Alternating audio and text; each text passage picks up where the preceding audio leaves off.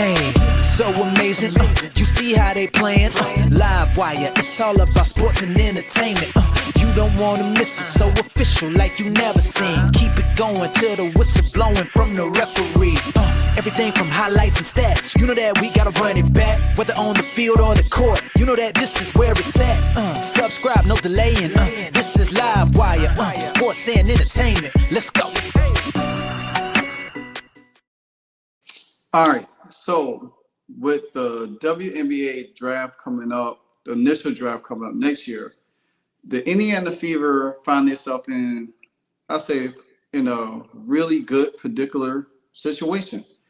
Now, we all know that the talk of free agency is A'jsa Sivka, and the 6'4" unicorn from Dallas that most likely would be core, but the only way the Indiana Fever could get her is by a trade, which I do believe they will explore those options of trying to trade for her. But with the draft coming up, there are two people that they have projected to be with Indiana Fever, drafting at number 8, is that Sonia Crichton from Notre Dame, forward. Well, she's guard forward, but she played great defense. She's a real good three-point shooter. I got the chance to watch her beat dang it. Oh man, who they just beat? Dang it. I can't remember. USC. So, and she played really good defense on Juju Watkins. But now there's one person that I'm going to do a spotlight video on because I think it's very, very important we check out this person. Her name is A'jsa Sivka, if I'm pronouncing it right. She's from Slovenia, and she's 19 years old. She's a forward, and I do have video on her.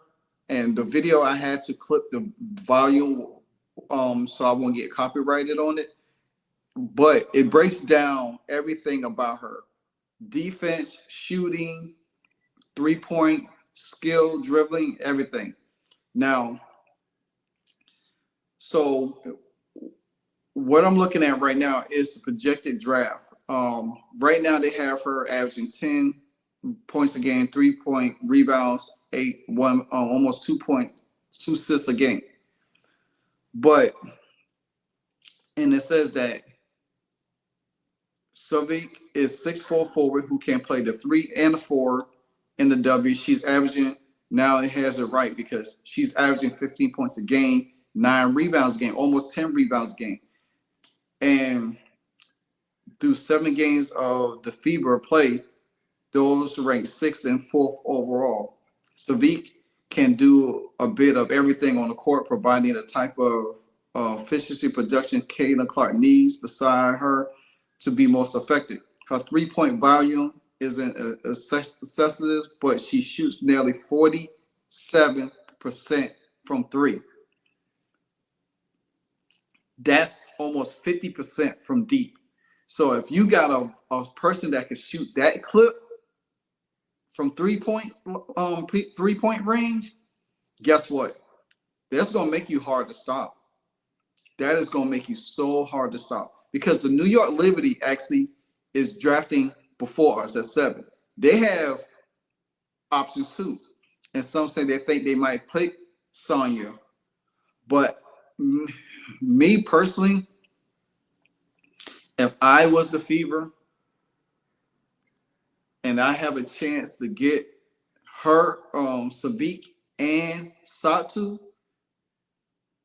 in your starting lineup. Now, Savik is 19. Now she could come off the bench to back up Satu also.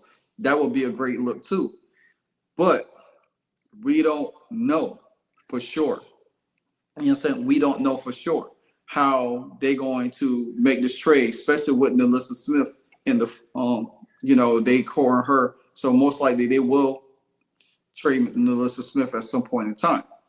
But all in all, like I said, her 3-point shooting is nearly 47%, and that's almost 3 point. I mean, that's almost 50% a clip. If she brings that to, if she brings that to, she if she brings that to um the W, she's gonna be hard to stop. She's gonna be hard to guard. You can't leave her open, especially the way Caitlin Clark orchestrates the offense. It's going to create so many opportunities for even Satu, because both of them is the same height, 6'4". They got them listed at 6'3", but they both 6'4". Savik is very linky. She's very linky, long, rangy, and that when you playing that kind of offense, that's fast-paced offense, and you got her out on the wing, you got Satu out on the wing, you got Kelsey, you got Lexi, you got Leo Boston down low. Leo Boston will benefit the most of this kind of offense because you spread out some more. And Leo Boston will be able to assist more like she did in the second half of the season. Now, with Savik, a player with their size can rebound and shoot from deep is near the top of every coach's wish list. With her pennant for steals and contributing occasional assists, Savik can round into form and be a former tier scorer for the Fever. And that's where I think that the Indiana Fever really needs a person like this. I like Sonya, but this person fits better. And I'm going to show you a clip of her real quick, so it breaks down everything that I'm trying to, what I'm telling you, and you see for yourself. Because I love where you could round out a person's game from defensively and scoring at the same time. Because sometimes when you watch videos, you only see the scoring part of it. You don't get to see the whole attribute of the player. So here we go.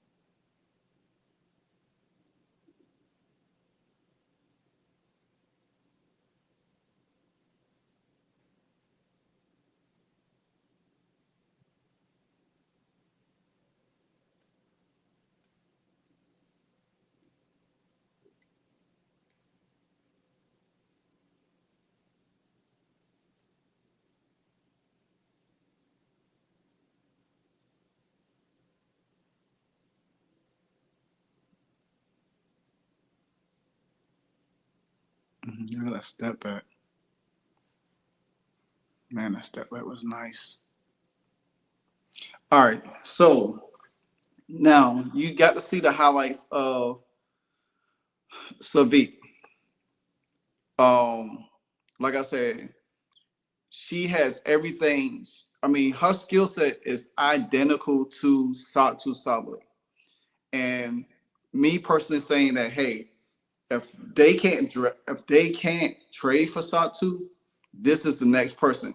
But it'd be beneficial if they trade for Satu and got her in the draft where she could back up Satu. Then you could probably have another person you could get to start being that starting lineup, because then and then later on in the season you could see how it works with um see how it works with all on the floor. Because Caitlin, because you think about it, if you have, especially if you have Satu and her that could pass, and the thing about it is, and then you don't have to worry about Caitlin getting blitzed a lot, and then you could easily set up Caitlin for her shot. You know what I'm saying? Because you have Satu's that could drive. Caitlin could spin around on the backside. Satu could kick it at her. Caitlin could hit her threes, or whatever the case may be. Vice versa. Kelsey could be on there hitting her threes. Hell, Lexi could be on that side hitting her threes. There's so many, that offense will be so dynamic in so many different ways. And plus they could run, and they lanky. You know what I'm saying? Caitlin's defense will be a little bit better. Kelsey is a little bit better because you have Boston, her and Satu and her Savik on there. They rangy, lanky, and then you got Lexi with her hustle plays. So say for instance, the starting five would be this. This is hypothetically. You got Caitlin, Kelsey. Well, you got Caitlin, Kelsey, you got Lexi, you got Leah, and you got Satu. And you can bring Savik in for Lexi. You could switch them two out, interchangeable. Or you could say if you keep Tammy, you can have Tammy come in for Lexi. Or you could have Savik come in for Satu. You know what I'm saying? Then that's your bench. Now you still would need more scoring off the bench, because Savik you don't want her to be the only scorer off the bench. You would need another scorer. So that means you probably have to pick up somebody in free agency. I do not have another video coming because somebody brought up to me about maybe they could trade for Marina Mabrey. I think Marina Mabrey probably gonna want out, but that's a video for another topic because I don't want to dive too much into that. So you bring somebody like that, don't come off the bench. So you definitely need more defensive scoring coming off the bench, because you don't want to, you want your offense to carry the load, but you don't want to, because if the offense can't score and you need people to come off the bench, you definitely need more scoring off the bench. And like I said, if you pull off the Satu trade and you draft her and have her coming behind Satu, you're not losing nothing.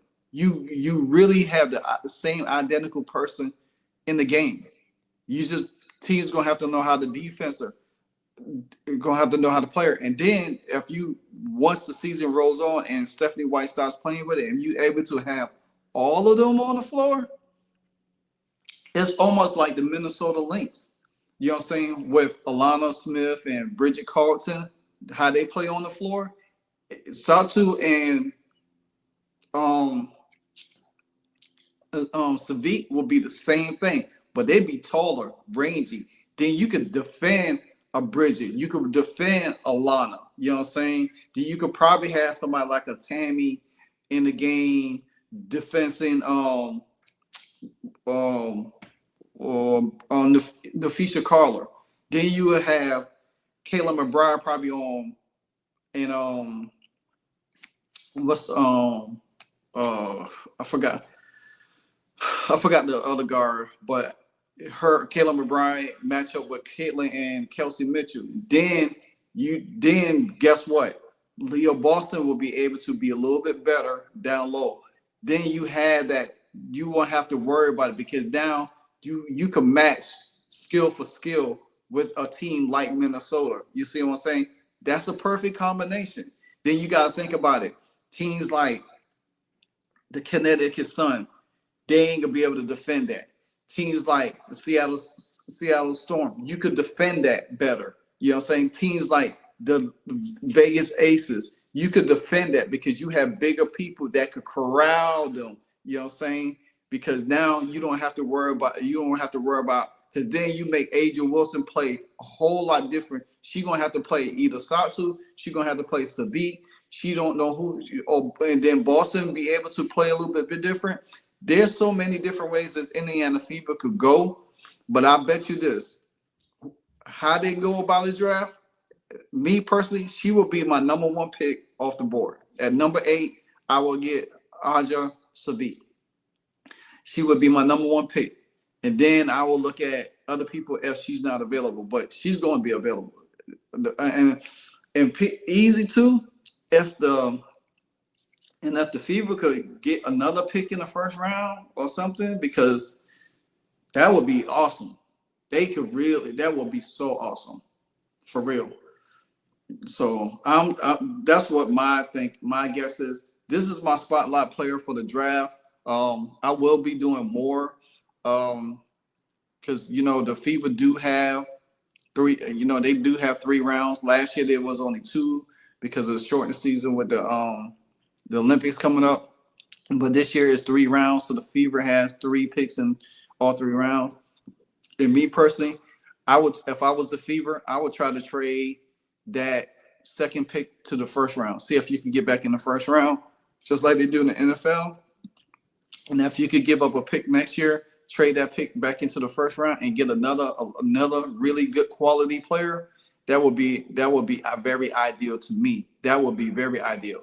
Then you won't have to worry about nothing but the 3rd round. You know what I'm saying? So we'll see. But tell me what you think about the video I showed you with A'jsa Sivka. What you think about her? How you think she would fit with the Indiana Fever? I'd like to hear your thoughts in your comments below. Until then, this your boy Live Wire Sports Media. Until the next video, stay blessed, y'all. Hey, so amazing. You see how they playing?